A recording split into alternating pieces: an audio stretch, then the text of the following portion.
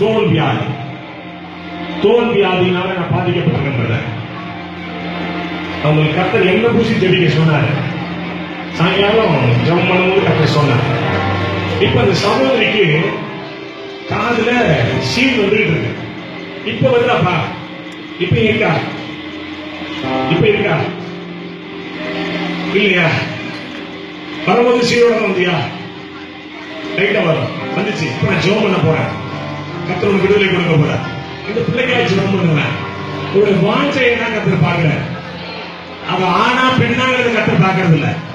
வாஞ்சை, வாஞ்சை விருப்பம். ஆமென். இயேசுவின் நாமத்துல சொல்றேன். கையை தூக்கிக்கப்பா.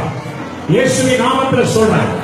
குறைத்தனங்களை அதிகாரங்களை உரிந்து கொண்டு வெளியே கோலமாக்கி அவைகளின் வேற்றுமை வெற்றி சிறந்த கர்த்தராகிய இயேசு கிறிஸ்துவின் நாமத்தில் பொருளாத பலவீன ஆவியை விசர்த்த வெளியே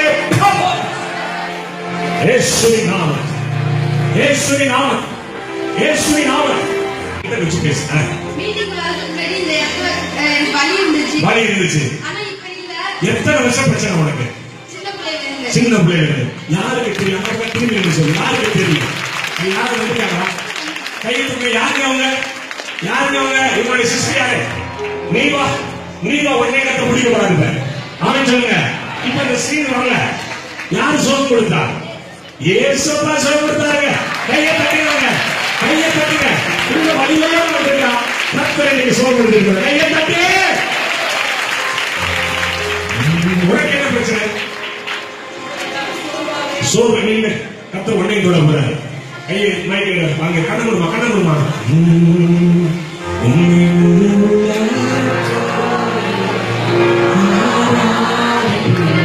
இயேசுவின் நாமத்தில் சொல்றேன்.